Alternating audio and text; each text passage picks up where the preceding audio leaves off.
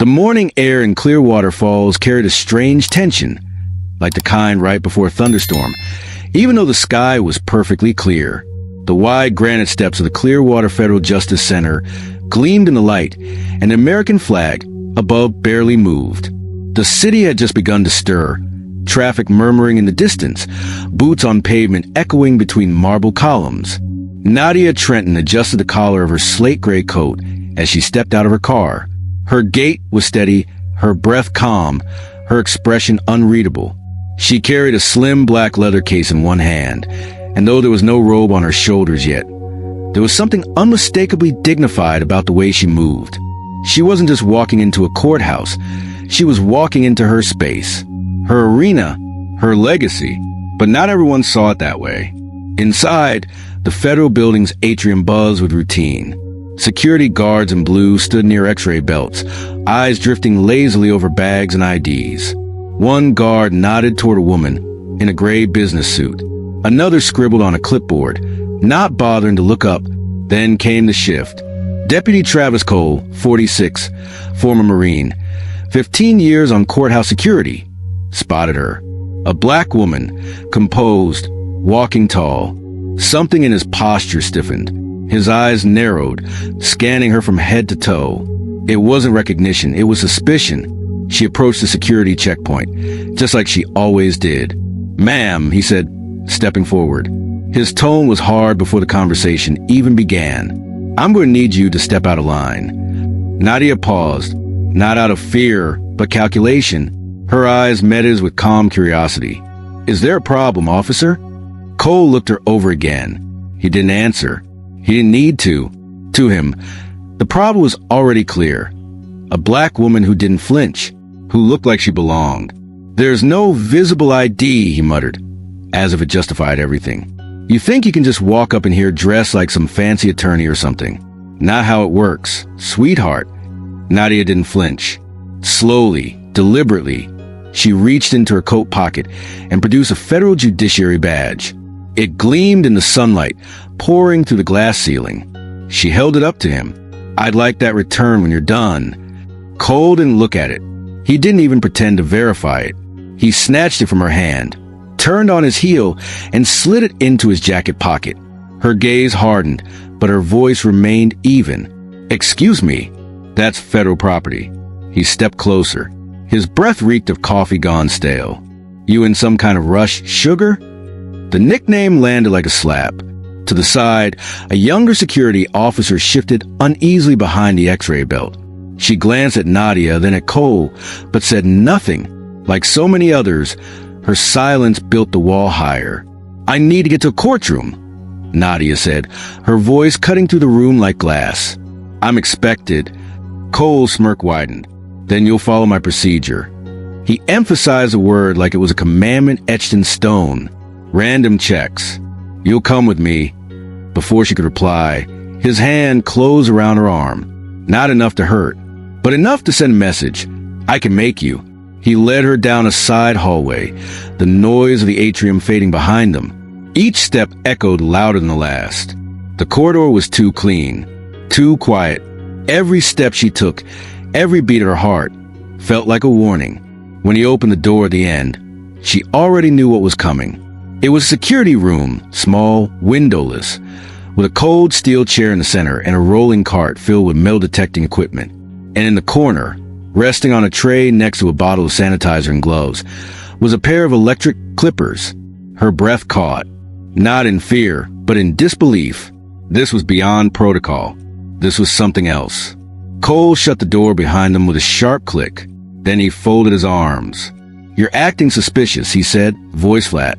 "I do not consent to this," Nadia stated, keeping her tone calm, steady. "You have no legal grounds to detain me. This is unlawful." Cole took a step closer, picked up the clippers, and flicked them on. The buzz filled the room like a swarm of hornets. "Standard protocol," he sneered.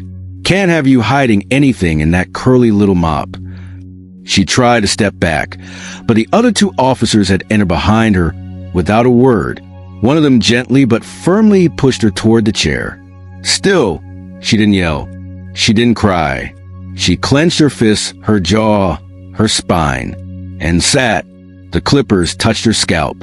A curl fell, then another, then another. She stared straight ahead, silent, unmoving, her lips pressed together. Her eyes burned but didn't break. "You will regret this," she said finally, low and cold. Cole snorted. "Yeah, people like you always say that. Then you walk away like good little girls. That's how it goes." He turned away. "Courtroom's down that hall. Don't be late." Nadia stood slowly, retrieving her badge from his desk without asking. She didn't thank him, didn't say a word, but as she walked out, the rhythm of her heels wasn't the same. They didn't sound like surrender. They sounded like a countdown. The hallway leading away from the atrium seemed to stretch farther than it ever had before. Nadia Trenton walked without resistance, but every step was deliberate, carved with the weight of something ancient, like memory, like injustice. Deputy Travis Cole's grip on her arm had loosened, not out of courtesy, but confidence. To him, she was handled, a problem neutralized. He didn't speak, and neither did she. The silence between them wasn't empty, it was electric. Nadia didn't need words to know where this was going. The corridor narrowed, branching off into a side hallway marked "Authorized Personnel Only." Cole swiped his access card. The door buzzed open, and they stepped into a sterile corridor with white tile walls and harsh fluorescent lights that hummed with unnatural brightness. The door at the end bore no label, but Nadia already knew what was behind it. He opened it without hesitation. The hinges creaked like a warning. Inside was a small windowless room, the kind you didn't find in architectural plans, the kind built not for justice, but for erasure. The air was cold, clinical. A single metal chair, bolted to the floor, stood in the center of the room. Next to it, a stainless steel tray cart lined with latex gloves, handheld scanners, and at the far edge, an electric clipper. Black cord wound tightly like a sleeping snake. Two more officers waited inside. One tall, pale, and visibly uncomfortable. The other younger, arms folded tight, eyes lowered. Neither made eye contact with her. Their presence wasn't about authority. It was about complicity. Nadia stood tall, her breath steady. "This is unnecessary." Cole shut the door behind her with a heavy finality. "You're acting suspicious," he said again, like reading a line off a cue card. "I've identified myself." "You have my badge," Nadia replied, her voice sharp but contained. "You've already violated federal protocol." Cole stepped around her slowly, like circling prey. "You think a badge means you get to walk through unchecked? That it makes you different?" She didn't respond. He leaned in, voice low. "It doesn't." He turned to the tray and picked up the clippers, flicked them on. The buzzing filled the room, loud, menacing, like a swarm of hornets about to descend. Nadia didn't flinch. The taller officer cleared his throat. "Sir, protocol doesn't require." "She's security risk," Cole snapped. "And she's hiding something in that hair. That's standard." The younger officer shifted but said nothing. His fingers tightened against his uniform sleeves. "I do not consent to this search," Nadia said, her voice now like stone. "I will file for civil and criminal action, and I will name each one of you." Cole's smirk twisted into something meaner. "Go ahead," he said, "after your hearing." Then he nodded at the officers behind her. A hand pushed firmly between her shoulders. Another guided her toward the metal chair. She didn't resist. That was what they wanted. For her to thrash, to scream, to confirm their suspicions, to fit the image they already believed. Instead, she sat, shoulders square, spine straight, hands folded tightly in her lap. Cole walked behind her. His shadow fell over the side of her face as he brought the clippers to the crown of her head. A sharp vibration pressed against her scalp. Then, click, the first curl fell onto the steel floor. Then another, black and silver spirals, scattered like memories. Nadia stared straight ahead, her eyes focused on the far wall. Her chest rose and fell, slow and even, but her jaw was tight, muscles twitching beneath the skin. It wasn't the pain. It was the stripping, the deliberate, targeted removal of who she was, piece by piece, strand by strand. The humiliation wasn't just physical, it was institutional, authorized, backed by badge and silence. Cole took his time. He brushed the blade slower than necessary, as if savoring control. One officer looked away. The other watched through narrowed eyes, then down at his boots. "You know," Cole said casually, "you look like you thought you belonged. Most people like you walk in here like they own the place." Another curl fell. "Now you look like someone who understands their place." Still, Nadia didn't move. When the clippers finally went silent, the room felt like it had been vacuum sealed. No one spoke. Cole stepped in front of her, brushed the last strands off her shoulder with the back of his hand. "There, better already." Nadia's gaze lifted to meet his. There was no hate in her eyes, no fury, only something far worse. Certainty. "You will regret this," she said, the words quiet but so sharp they might have cut his throat. Cole shrugged. "You're free to go." She rose, slow and deliberate, walked past the tray, past the two officers, past the chair where pieces of her lay scattered like evidence. No one tried to stop her. She retrieved her badge from the desk just outside the room. No one handed it to her. She took it like it had always belonged to her. And as she walked back into the main hallway, every heel click against the marble floor echoed louder than the last. Each step was a verdict. Each stride, a countdown. And the man who shaved her head? He didn't know it yet, but the courtroom he stood guard over was hers. The hallway stretched out before Nadia Trenton like a ceremonial aisle. But this was no ceremony. It was the path back from dehumanization. A return not just to duty, but to power. Her footsteps, unhurried and exact, echoed against the marble floor of the Clearwater Federal Justice Center with a rhythm that didn't ask permission. It demanded notice. Click, click, click. The cadence wasn't just the sound of heels against stone. It was defiance wrapped in discipline. Controlled fury. A black woman, just humiliated in court, now reclaiming every inch of ground underfoot. Behind her, no one followed.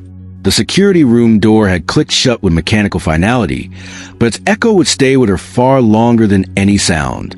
People watched as she walked. Some didn't recognize her at first, not without the familiar halo of tight silver curls, now gone. Others, realizing who she was, looked away in shame or disbelief. Not one spoke, but the silence was louder than any insult. She passed the security checkpoint. No one stopped her this time. They saw the badge again, hanging at her side where it had always belonged. But now, it gleamed differently, less like identification, more like evidence. Proof that what had just happened had happened to a federal judge. And if it could happen to her, what chance did the rest of them have? She didn't need to ask that question. She was the answer. As she moved past the rotunda and deeper into the judicial wing, the building seemed to morph around her. This wasn't just a courthouse anymore.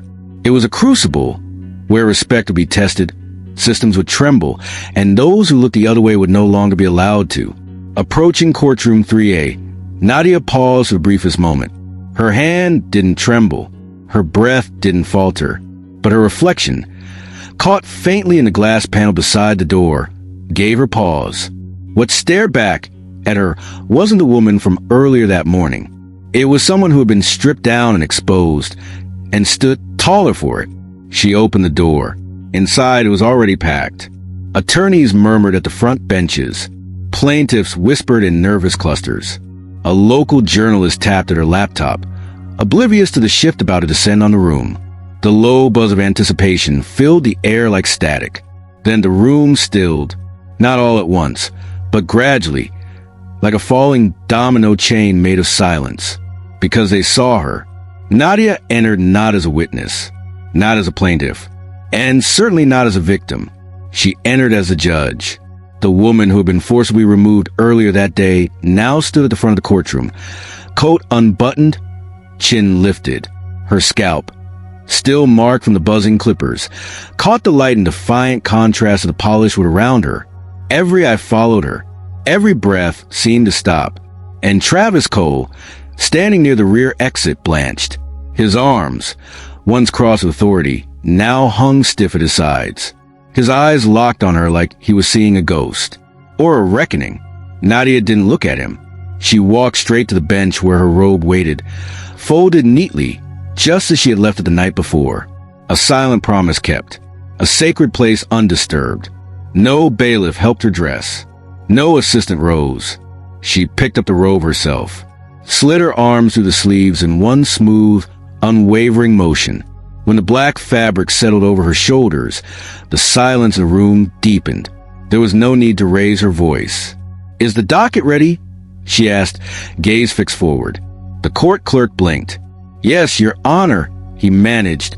Nadia nodded once, then turned slowly and sat. The creak of the judge's seat under her weight was louder than any gavel. It was a declaration. "This courtroom belongs to me. We will begin with preliminary testimony for case 487L, she said calmly, her voice now projecting through the room like a steel blade. "Charges of excessive force, civil rights violations, and abuse of power. Are all parties present?" A wave of quiet affirmations followed, scattered, uncertain, and deeply affected. No one asked her what happened. They didn't have to. It was written across her scalp, in every bald patch and raw line, in the heaviness of her stare. In the quiet, she commanded. This wasn't the end of something. This was the start of consequences, of accountability, of a new chapter in the courtroom story. And as she reached for a pen and nodded to the prosecutor to proceed, Travis Cole shifted in the back, his face gray, his hand twitching near his belt. He had just realized the black woman he had humiliated wasn't just in court. She was over it, and she had only just begun. There are moments in a courtroom when silence doesn't mean absence.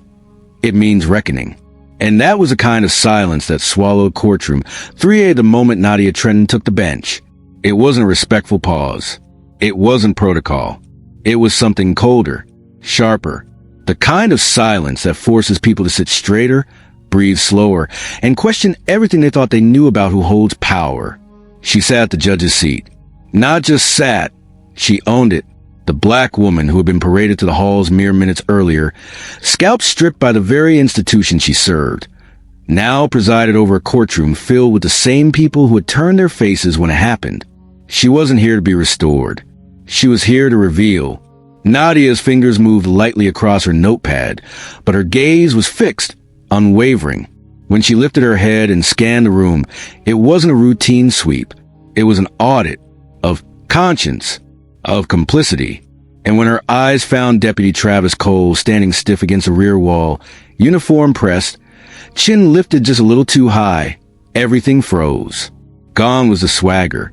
Gone was the cold amusement. His face, once carved in confidence, looked ghost white beneath the courtroom lights. Because she was here, and she remembered everything. "Mr. Weston," Nadia said, her tone even but resonant, "you may proceed." The prosecutor cleared his throat. "The state calls its first witness, Mr. Joseph Banner." Banner, a retired Army sergeant with a limp and a brace on his wrist, took the stand. The courtroom watched in complete stillness as the older black man adjusted himself in the witness chair. He looked at Nadia first, not for reassurance, but for permission to speak a truth he'd carried for too long. What happened the night of March 4th? Weston asked. "I was standing outside City Hall," Banner said, voice gravelly but controlled, holding a sign. "Quiet." The sign said, "Justice is patriotism." "And what happened next?" "An officer, I now know his name was Darren Voss, told me to move, said I was blocking the sidewalk. I wasn't. Then he pushed me. Hard. I hit the ground and cracked my wrist. I asked for help, and he told me to stop faking." Gasps flickered through the gallery. "Were you charged with any crime that night?" Weston asked. "No."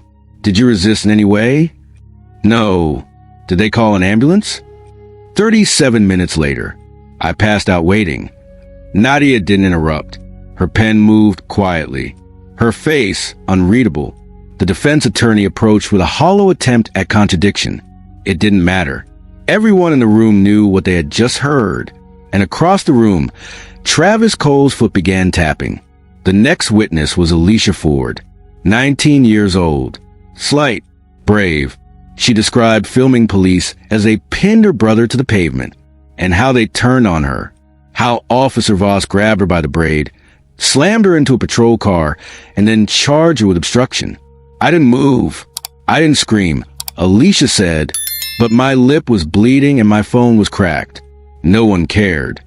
She didn't cry, but some in the gallery did. Nadia let the silence linger after Alicia stepped down. Then she looked at the clerk. We'll recess for 15 minutes. People can get up right away. Some sat stunned. Some whispered. But all of them knew this wasn't just a hearing. It was a mirror. And then, when the room was nearly empty, she spoke again. Deputy Cole. His name cracked through the stillness like thunder. He flinched, stiffened, stepped forward. Slowly, awkwardly, he obeyed. State your name for the record. Travis Cole. How long have you served in this courthouse? 18 years. Nadia set down her pen, folded her hands. And in those 18 years, how many women have you physically detained without cause? Excuse me? You heard me. He glanced at the bailiffs. No help. One looked down. The other didn't move. I didn't know who you were, Cole blurted. Her eyes narrowed. And if I hadn't been a judge, what then? Another backroom violation? Another black woman humiliated because you thought no one would notice. He opened his mouth, closed it. You have 12 complaints on file, she continued. 12. All suppressed. All buried. You've operated under the assumption that your badge protects you. It does not. She stood. In fact, Deputy Cole, effective immediately, you are suspended. Formal charges are being filed with the Department of Justice. You'll be escorted out of this courtroom. In cuffs. You are no longer welcome in this building. You can't. I just did. She looked to the bailiffs. Remove him. They stepped forward. The cuffs clicked into place. Not rough, not loud, but final. He was walked out the same way he had brought her in that morning. No apology, no dignity, no control. No one clapped, no one cheered. But the air changed, because in that moment, justice didn't roar. It whispered, and every soul in that room heard it. The door closed behind Deputy Travis Cole with a heavy, mechanical clunk, one that seemed to echo far longer than it should have. No one spoke. No one moved. The silence wasn't awkward. It wasn't confused. It was sacred. For the first time that day, the courthouse wasn't just a stage for arguments or procedure. It was a crucible, and sitting at its center, behind the raised bench, was a black woman who had just reclaimed it all. Nadia Trenton adjusted her robe with deliberate grace. Every fold across her shoulders, every breath she drew, served as a reminder that the woman now presiding had not just earned this seat. She had bled for it, and they all saw it. Some stared openly, others lowered their eyes. But no one, not one soul in courtroom 3A, could deny what was true anymore. She was not here to play by the system's rules. She was here to rewrite them. Court will resume, Nadia announced, her voice like glass, clear, sharp, and unbreakable. The prosecutor, visibly shaken but composed, stood. The state calls Mr. Lewis Bryant. Murmurs stirred as a tall black man in his late 40s made his way to the witness stand. His limp was subtle but evident, his eyes focused but heavy. Nadia watched him with stillness, her gaze not softened, but human. Acknowledging. Lewis adjusted the microphone. Name's Lewis Bryant. I worked as maintenance supervisor at the Lexington Police Department for 13 years. Mr. Bryant, did you ever interact with Deputy Travis Cole during your tenure? Lewis gave a dry laugh without humor. Yeah, more than I wanted to. The prosecutor nodded. You mentioned in your deposition that there was a recurring issue with security camera maintenance. Lewis reached into his coat pocket and produced a folded yellow sheet. Maintenance logs. From 2016 through 2022, repeated reports filed about malfunctioning cameras near the secondary screening room, the same room where Cole liked to handle people. Nadia didn't blink. The cameras were never fixed, Lewis said. The request got buried. Request to the chief, to the board. Now I know why. And what did you witness personally? Lewis's throat tightened. I saw him drag a woman into that room. She came out different, crying, scarf gone. I saw a kid, couldn't have been more than 15, walking with a bloody nose. No report, no record, just silence. The courtroom didn't move. You reported this? He nodded. I did. Anonymous tips. Formal complaints. Nothing stuck, because no one wanted it to. Nadia leaned forward ever so slightly. Her tone didn't rise. It dropped lower, heavier. What made you come forward now, Mr. Bryant? Lewis looked her dead in the eye. Because if you can sit where you're sitting after what he did, then maybe I can speak. And maybe someone will finally listen. Nadia let the moment breathe. Thank you, Mr. Bryant, she said quietly. As he stepped down, the room was still, not the quiet of boredom, but a breath being held. The next witness, Alicia Ford, was just 19. Thin, nervous. She clutched the tissue in one hand and her phone in the other like a lifeline. She told him how her brother was stopped by police for loitering, how she started filming, how Officer Voss, one of Cole's longtime partners, noticed her. He told me to stop, she whispered, then grabbed me, slammed me against the car. Did you resist? She shook her head. I couldn't even scream. Her lip trembled. They called it obstruction, but I was just watching. Nadia's eyes never left her. When Alicia left the stand, she looked toward the bench, toward the woman who hadn't spoken a word during her testimony, but whose very presence had said everything. And she nodded. Outside, the hallway was beginning to fill. Reporters whispered into phones. Victims hovered by doors. Clerks carried files slower than usual, glancing toward the courtroom as if expecting something historic to unfold at any moment. They weren't wrong. Back inside, Nadia tapped her pen once. Then again, she spoke quietly to Jasmine, who passed her a new envelope just delivered by a DOJ liaison. New affidavits. A witness from Internal Affairs. A whistleblower. But for now, she didn't break the rhythm. She looked across the room, her voice steady. We will take a brief recess. And again, no one stood. Not yet, because they weren't just following courtroom etiquette. They were following her. The bailiff signaled. The attorneys gathered their papers. But every movement felt restrained, cautious, like the room had become something else, more fragile, more dangerous, like history was being written inside it. And at the center, Nadia remained, silent, still, but if you looked closely, you could see it in her hands. The tension, the weight, the fire held just beneath the surface. Because she wasn't here to restore order. She was here to redefine it. And the room, in response, did the only thing it could. It held its breath. The courtroom felt different now, not quieter, but heavier. The kind of atmosphere that didn't press down from above, but rose from below. From the floor, from the seats, from memory. It was a weight of truth long silenced, now breaking through the cracks in the marble. Judge Nadia Trenton sat still at the bench, back straight, robe unmoved, expression neutral. But beneath her skin, a current surged. Not a vengeance, but a momentum. What had begun as her own reckoning was becoming something much larger. The prosecutor rose. His voice didn't shake this time. The state calls Lieutenant Melanie Ruiz of Internal Affairs. The words alone caused a shift in posture across the room. Defense attorneys stiffened. The gallery leaned forward ever so slightly. Ruiz walked with quiet authority. Small frame, composed, her expression betrayed nothing, but her presence screamed integrity. She took the stand and adjusted the microphone. Please state your full name and position. Lieutenant Melanie Ruiz, Internal Affairs Division, Lexington District. And how long have you served in that role? 7 years. The prosecutor paced slowly. Lieutenant, during the course of your duties, did your division investigate any conduct associated with Deputy Travis Cole? Yes, she said without hesitation. We opened preliminary files on Deputy Cole on 5 separate occasions over 12 years.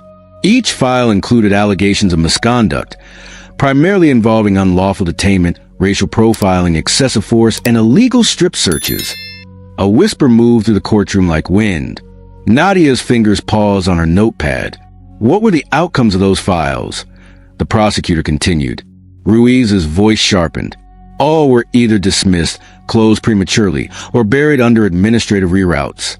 We now have documentation confirming at least 3 complaints were intercepted directly by Judge Harold Barrett's chambers. Someone in the back gasped audibly. The same Judge Barrett who has served in this district for 24 years? The prosecutor asked.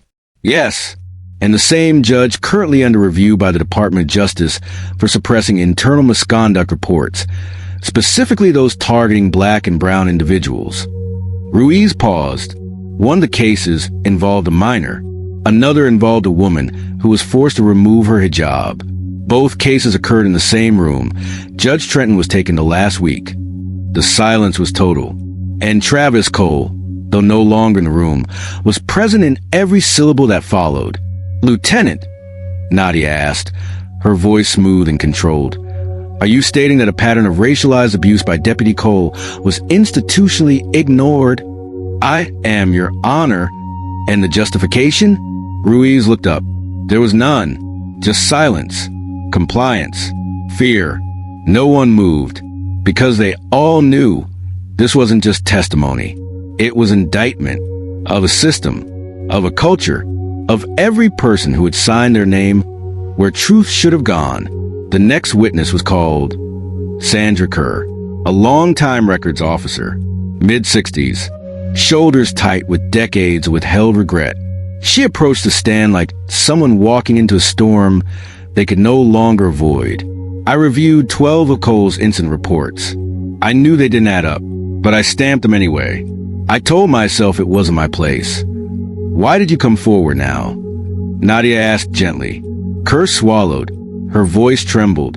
Because I watched you walk into this courtroom after what they did to you, and still sit in that chair. And I realized my silence was part of their power. That broke the room. Not into noise, but into grief. The heavy, collective kind. The kind that rises when people realize their fear cost someone else their dignity. As Sandra stepped down, she didn't look at the gallery. She looked only at Nadia. And Nadia nodded, not in approval, but in shared understanding. Because no justice was ever born without someone breaking the silence first. The last witness that day was unplanned.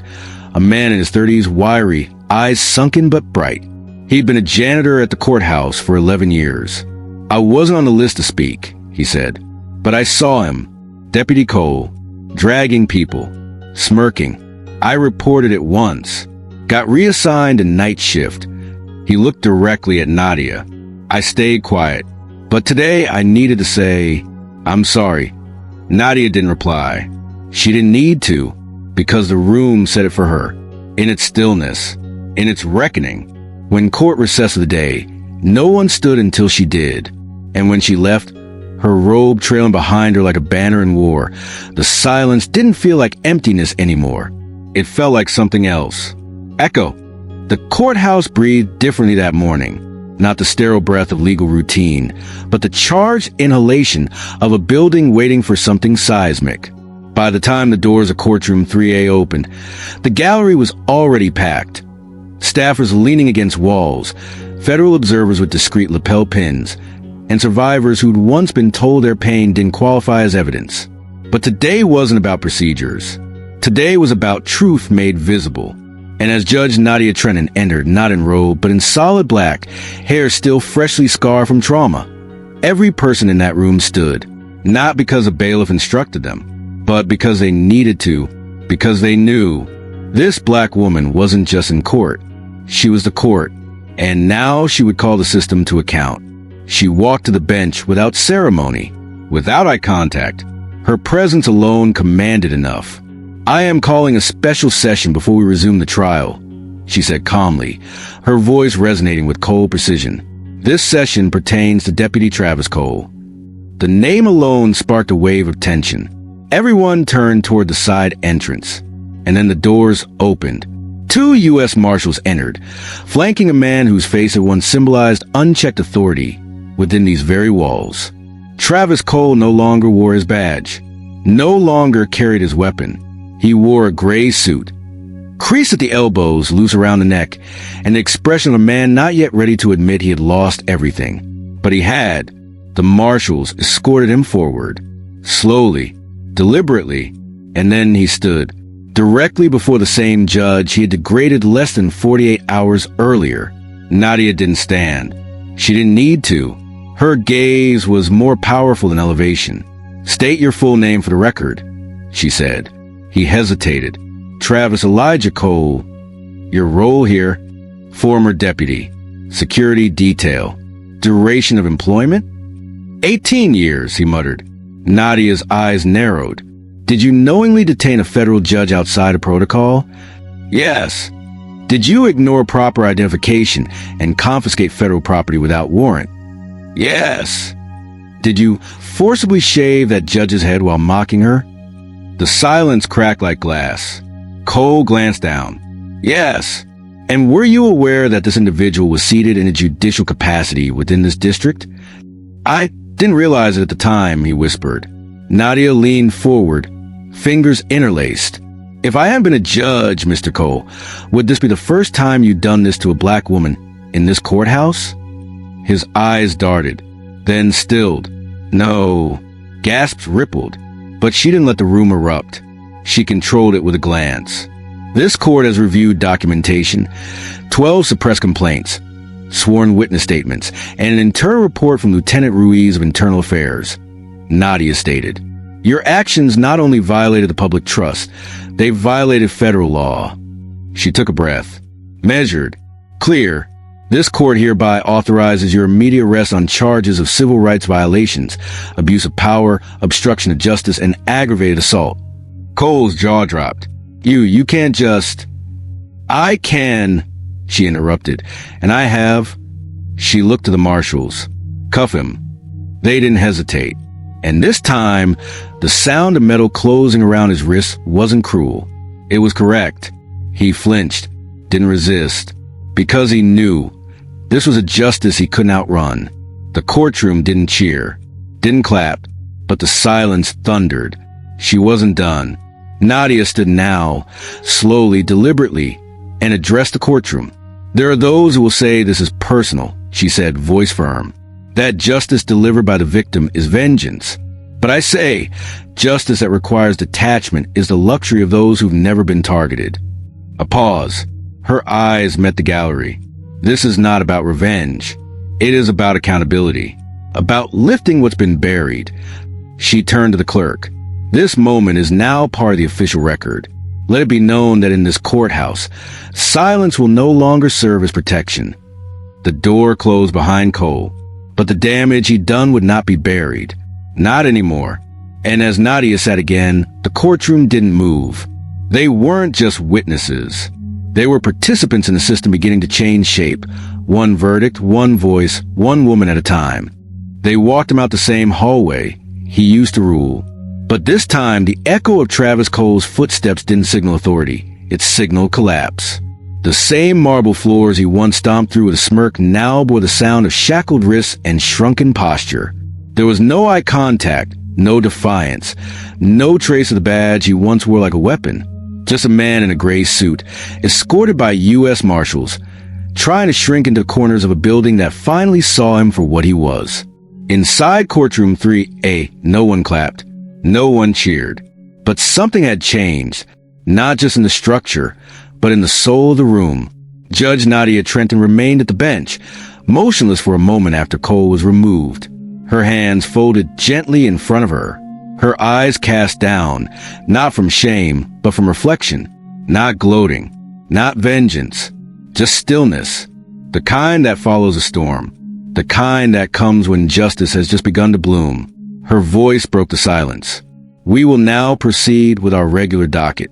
But before we do, this court acknowledges that what just happened was not the conclusion of anything. It is the beginning of a long-needed restoration." She turned toward her clerk. "Call the next." But before Jasmine could speak, the doors at the back opened, and in walked Reverend Elijah Banks. He didn't stride. He didn't hesitate. He moved like a man who had been waiting for this day his entire life. The courtroom shifted as he entered, not because of celebrity or position, but because of presence. The kind of presence built not from titles, but from truth. Nadia looked at him. Her jaw tightened just slightly, and then she nodded. Let him speak. He stood before the gallery, not at the witness stand. I won't take much of your time, he said softly. I'm not here as a reverend today. I'm here as a ledger keeper. He held up a folded sheet, worn, handwritten, multiple ink colors, notes and margins. This is a list of names. People who walked through these doors and never came out the same. People who crossed paths with Deputy Cole. People who tried to file reports and were told it wasn't serious. It wasn't provable. It wasn't worth pursuing. He handed it to the bailiff. Dozens of names. Beside them, brief notes. Scarf ripped off. Minor, 16. Shoulder injury. Case closed. False detainment. 3 hours. Nothing filed. The courtroom didn't move. Even the stenographer paused. These people, Elijah continued, they've carried this pain for years. Silently, some moved away. Some stopped voting. Some never walked near a courthouse again. He looked directly at Nadia.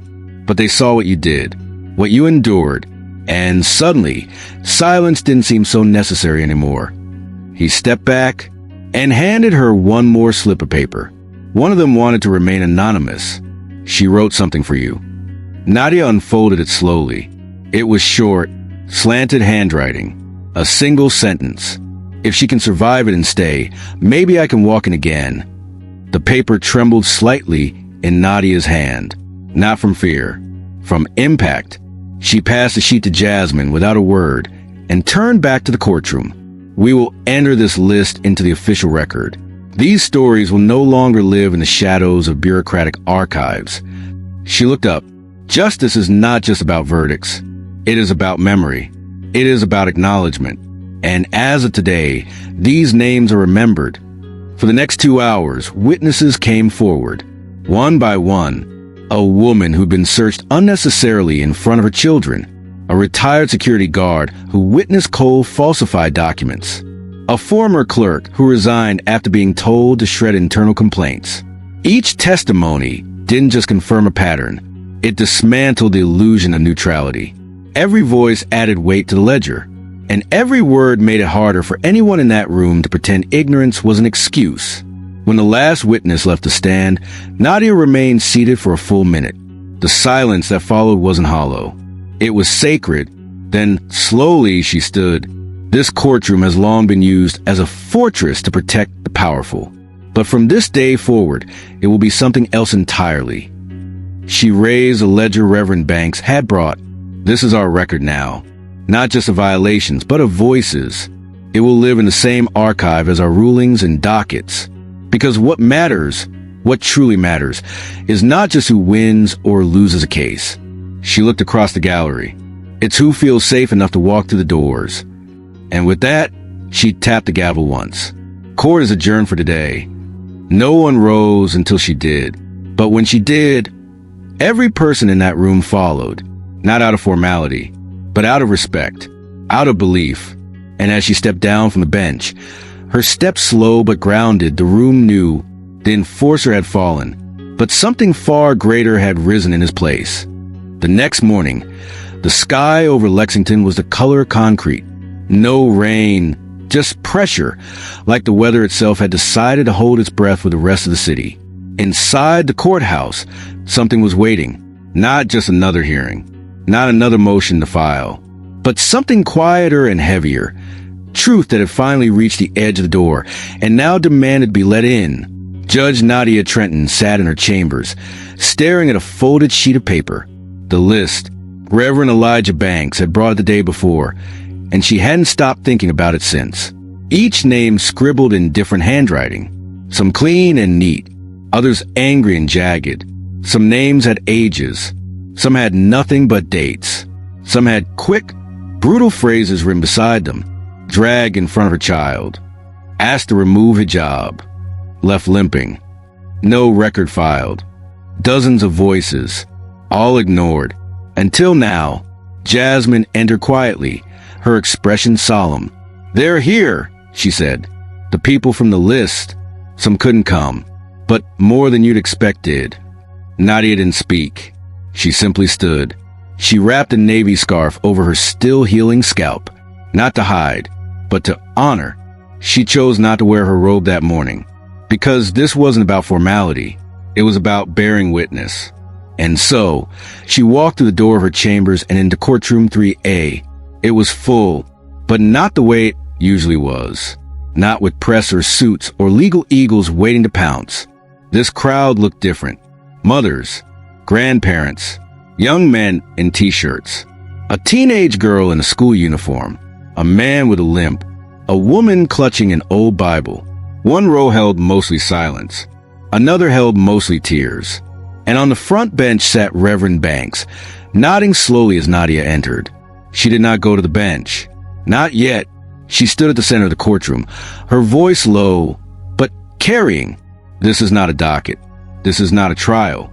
This is not procedure. She held up the sheet. This is record. She turned to Jasmine and nodded. One by one, the people came forward. First was a woman named Amina, dressed in a flowing gray dress, clutching a headscarf in her hands. In 2019, she began, I came here to testify for my brother.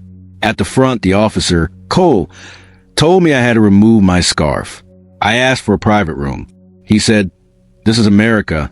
We don't do special treatment. Her hands trembled. I left. I never came back. Until today. Nadia nodded. Your statement is entered. Thank you. Next came a man in his late 30s. He walked with a cane. I was 17 when Cole stopped me for matching a description. He dragged me into that metal room. He told me to sit and shut up. I left with a bruised jaw and a record I never earned. He paused. I'm a father now, but that day still follows me. Another woman came forward. She was small, maybe in her 60s. She didn't speak at first, just handed Jasmine a folded napkin with a few words scrawled in pen. I was told to take my bra off before entering. I asked why. No answer. Nadia's fingers curled around the edge of the bench. The statements kept coming. A retired janitor. A teenage boy who had been falsely accused. A former legal intern who saw too much but was too afraid to speak. Each voice layered upon the last, building a mountain of truths that had been dismissed one at a time, but now stood together. And still, Nadia didn't cry. She listened, absorbed. She didn't interrupt, didn't deflect. She stood in it. All of it. After an hour, Reverend Banks stepped forward. They're not all here, he said, but they're watching and they're listening. Because today, for the first time, so are you, he handed over a second list. Longer. More names. Some wrote letters. Some left voicemails. Some couldn't speak aloud, but they need to be counted. Nadia took the paper in both hands. I swear to you, she said, eyes scanning the room, these names will not be buried. She walked slowly to the bench and placed both sheets of paper atop her docket, and then she turned back to the gallery. This courtroom has long been a place where power echoed louder than pain. But today, pain speaks louder, and it will be heard. She tapped her hand once on the bench. This record will be entered into what I am calling the Trenton docket. Every name will be cross-checked with courthouse records. Every complaint reopened. Every officer name will be reviewed. And every one of you will be offered representation if you choose to pursue justice. A few people gasped softly. One woman covered her mouth. A man lowered his head and whispered, "Thank God." And to those who are not ready, Nadia continued, you are still welcome here. When you are ready, this room will be here, with a door that stays open. The courtroom was silent, but it was a sacred silence. Not grief, not fear, but a kind of quiet that only truth can bring. In the back row, a girl stood, maybe 13, maybe 14. Her head was shaved. She wore a sweatshirt that said, "Not your victim." She didn't come forward. She didn't need to. She just stood and stared at Nadia. And Nadia nodded back, because sometimes acknowledgement is the first verdict. And in that courtroom, the first ripple of justice had just become a wave. The courthouse didn't sleep the night the testimonies ended. Lights stayed on past midnight. Reporters camped on the sidewalks. Inside, janitors cleaned around clusters of staff, still murmuring in low, shaken voices. Something had shifted, and in Judge Nadia Trenton's chambers, the shift had become a blueprint. Pinned to the wall behind her desk were names, notes, printouts of misconduct complaints, and one phrase scrawled in thick marker across the center. They buried the truth. We're digging it up. Jasmine sat beside her, bleary-eyed but alert. She stopped being just a clerk 3 days ago. She was now a chronicler of revolution. Nadia tapped her pen against a manila folder. On the tab was a name, hand-inked in blue, the Rotus Reform. I'm naming it after the first judge who tried to do this and got shut down, she said. Judge Rotus? Jasmine asked. Nadia nodded. She filed a complaint in '96 about unlawful detainment tactics. Got sidelined. Reassigned. They wrote her out of history. Not this time. The plan was simple and massive. Mandatory bias training for all courthouse staff. Psychological evaluations twice a year, not to punish, but to prevent. Anonymous reporting lines monitored by external agencies. No more internal investigations that buried truth under paperwork. And finally, zero tolerance. Anyone proven to have engaged in discriminatory behavior loses their job, Nadia said aloud, reviewing the policy. No desk duty. No paid leave. No pending review. Just gone. Jasmine looked up. They'll fight it. I know. They'll say you're being emotional. I am, Nadia replied. Finally, the next morning, she didn't wait for permission. She took the floor at the district judicial council's emergency meeting, uninvited. When the council chair tried to interrupt, she silenced him with one glance. She passed a copy of the Rotus Reform folder to each member. I'm not asking for signatures today, she said. I'm giving you a chance to stand on the right side of what's coming. The public is watching. The DOJ is watching. And history will be brutal to those who chose comfort over courage. The room fell silent. A few hours later, the vote was scheduled.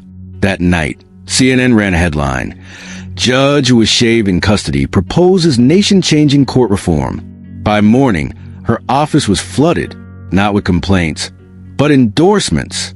Emails from circuit judges in other districts. Supportive calls from retired federal prosecutors. And notes, dozens of handwritten notes. One from a teenage girl in Baltimore read, "My mom told me not to speak out. Now she's watching your hearings with me every night. We both cried when they stood up for you. Thank you for letting us believe again." Another came in from a former deputy who resigned after reporting misconduct. "I thought leaving was the only way to stay honest. Now I want back in under your leadership." By the end of the week, the Rotus Reform was passed in the Lexington district with an 8-1 vote. The one opposing vote vacated 2 days later by a federal ethics investigation. And the dominoes started falling. District after district began contacting her office. "Can we borrow your framework? Can we implement your audit process? What do we need to get this adopted statewide?" Even the U.S. Attorney General's office requested a briefing. But none of that mattered as much as what happened that Friday afternoon. Nadia was walking to the courthouse lobby. No robe, just her scarf for presence, and a folder under her arm. When a janitor she hadn't seen before paused mid-mop and looked up. "You the one they tried to humiliate?" She nodded. He tapped his chest once, slow and solid. "Not anymore." She nodded back. Nothing more was needed, because that moment was bigger than applause. It was acknowledgement. That justice no longer looked like silence. It looked like her, a black woman, in court, in the judge's seat, leading without asking for permission. And this time, the system didn't just hear her. It followed her. The day Travis Cole returned to courtroom 3A, the city held its breath. Not because it feared what he might do, but because it had waited too long to see what would finally be done to him. Outside the courthouse, protesters stood in quiet rows, not yelling, just standing. Many held nothing but candles. Others wore shirts that read, "She walked in bald, but she stood taller." They didn't need bullhorns. The truth had already shouted for them. Inside, the gallery was packed. Veterans, survivors, court staff, reporters, teenagers who had skipped school just to say, "I saw it happen." The doors opened, and Travis Cole entered, not in uniform, in chains, an orange jumpsuit, cuffed hands, hollow eyes. He didn't swagger, didn't scan the room like he used to. He looked straight down at the floor that no longer answered to him, the same floor that had once echoed under his boots. Now it felt like it was swallowing him whole. He was led to the defendant's seat. The sound of metal scraping wood as he sat was the only noise in the room. And then Judge Nadia Trenton entered. No robe, a dark navy blouse, her signature indigo scarf. But today, she didn't need robes to carry the authority of the bench. She was the bench. The room rose, not because they were told to, but because they wanted to. She nodded, "Be seated," then turned to Cole. "Mr. Cole," she said, voice steady and surgical, "you stand before this court convicted of 6 counts of abuse of power, 5 counts of civil rights violations, 1 count of obstruction of justice, and 2 counts of aggravated assault." She leaned slightly forward. "Do you understand the magnitude of your actions?" Cole swallowed hard. "Yes, Your Honor. You abused your badge for nearly 2 decades. You harmed the vulnerable. You silenced the brave. You turned fear into routine. And you made injustice look like protocol." She paused. "Not anymore." She read the sentence. For abuse of power, 6 years in federal prison. For civil rights violations, 5 years. For obstruction of justice, 1 year. All to be served consecutively. The courtroom didn't gasp. It exhaled. But Nadia wasn't done. "That is your legal punishment," she said. "But this courtroom also recognizes the human cost of your actions." She held up the ledger, the one Reverend Banks had delivered, now copied, bound, and filed into the court's historical record. "This file contains the names of every individual you wronged, directly or indirectly. They were ignored, mocked, dismissed. Some were children. Some never came back." Her voice didn't rise, but every word struck like a bell tolling. "You did not just detain bodies. You detained hope. You detained trust. You detained the future." Cole closed his eyes. "And yet," Nadia said, "those same people came back. They returned to this courtroom. And they spoke. And they stood. And they turned their silence into your verdict." She looked him in the eye. "You thought your badge made you untouchable.